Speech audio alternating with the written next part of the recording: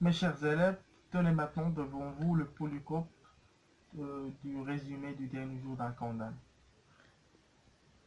Dans la prison de Bicêtre, un condamné à mort est en attente de son exécution, jour après jour.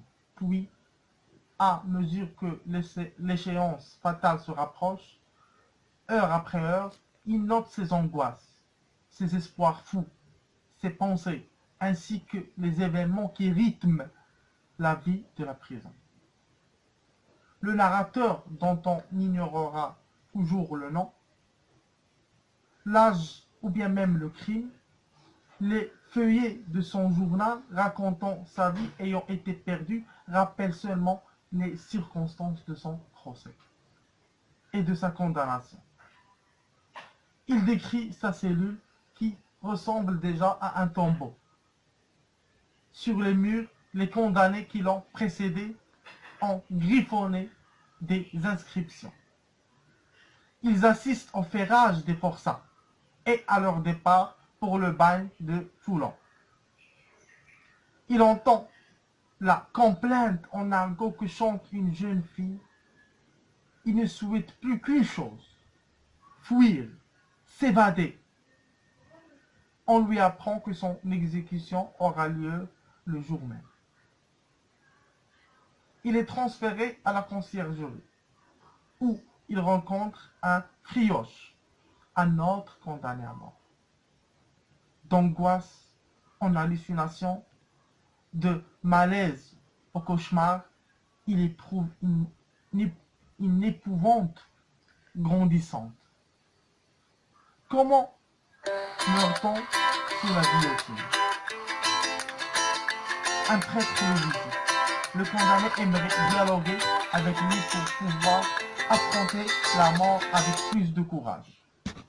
Mais l'autre se montre très détaché, ne parle pas avec son cœur, disant seulement de façon machinale ce qu'il dit habituellement avec les condamnés.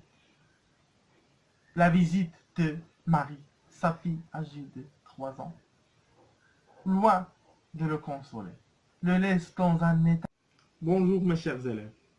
Alors aujourd'hui, on va commencer l'étude d'une nouvelle œuvre, le dernier jour d'un condamné de Victor Hugo. Alors cette œuvre, elle a été écrite en 1829, de façon anonyme. Le thème est celui de la peine de mort. On l'appelle peine de mort, condamnation à mort, la peine capitale. Bon, ça signifie qu'on va condamner quelqu'un à mort, que quelqu'un va mourir au nom de la loi. Alors, le narrateur est aussi le personnage. On remarque l'utilisation de la première personne. Mais le narrateur, il est différent de l'auteur. Bien. Tenez devant vous le polycope que la direction du lycée El Farah vous a donné pour suivre avec nous la fiche de lecture du dernier jour d'un condamné. Il y a d'abord, regardez le tableau, auteur et siècle. Victor Hugo, le 19e siècle. Titre de l'œuvre, le dernier jour d'un condamné. Date de parution, 1829.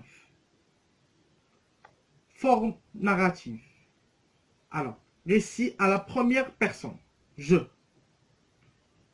Il a une petite ressemblance avec le journal intime, mais ce n'est pas un journal intime. Précisons que c'est un roman à thèse. Type de texte. C'est un texte narratif argumentatif. De la narration et en même temps l'argumentation. Puisque Victor Hugo, à travers le personnage incarné dans le roman, Le dernier jour d'un condamné, va essayer de défendre ses idées, ses pensées, et d'une autre façon, dénoncer la peine de mort ou bien la peine capitale. Alors, nombre de chapitres. On a 49 chapitres, répartis en 3 lieux. D'abord, Bicêtre, ensuite la conciergerie, ensuite l'hôtel de ville. La thèse défendue, ça veut dire pourquoi l'auteur Victor Hugo a écrit ce roman. Il a écrit ce roman pour condamner la peine de mort. Il n'est pas d'accord que la loi tue des personnes pour un crime qu'ils ont commis. D'une autre façon, on ne peut pas condamner un crime par un autre crime. Les registres, les temps, la tonalité pathétique, tragique et lyrique. Portrait physique du condamné. Alors ce condamné, cette personne qu'on va tuer parce qu'il a commis un crime, on ne connaît pas un crime, mais c'est un crime de sang. Il a commis quelque chose, il a fait quelque chose de mal. Alors, son portrait physique, il est jeune, sain, en bonne santé et fort. Ça veut dire qu'on va tuer une personne en bonne santé et qui peut aider la société dans différentes tâches. La situation sociale du condamné. Comment il est, ce condamné? Condamné ou bien mahkoum alayh. Condamné à mort, mahkoum alayh bil idam. Situation familiale. Marié. Il est père d'une fille de 3 ans. Il a une mère de 64 ans. Ça veut dire qu'il a une famille, une femme, une petite fille de 3 ans et une mère très âgée de 64 ans. Sa fille, elle s'appelle Marie.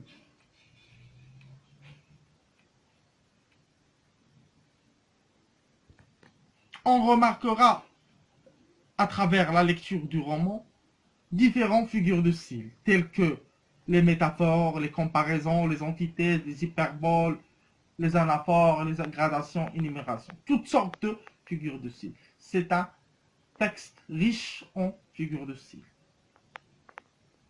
Le lieu de l'exécution, où il va être exécuté, il va être tué, à la place de Grève. Durée du séjour de prison, 6 semaines. Ce prisonnier, ce condamné, il a passé seulement 6 semaines en prison. Après, il va être condamné à mort. L'heure de l'exécution, 4 heures. Point de vue ou focalisation, point de vue interne. Alors, attitude des personnages, ça veut dire le comportement des personnages du texte. La plupart des personnages sont des avocats, des gardes, des magistrats. Alors, ils sont indifférents à la souffrance de ce condamné. Ils ne peuvent pas sentir sa souffrance. La visite de Marie, sa fille âgée de 3 ans, loin de le consoler, le laisse dans un état de solitude absolue.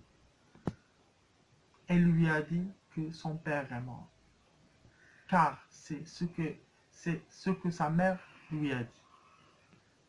Elle ne reconnaît plus son père, qu'elle ne voit plus depuis plusieurs mois. C'est enfin l'ultime trajet. De la conciergerie à la place de Grève, où se dresse l'échafaud. Sur son passage, la foule se presse, rit, applaudit. Le narrateur nous fait part de son désespoir, de son désarroi face à la mort. Il tremble, implore qu'on lui laisse la vie sauve. Il refuse de mourir.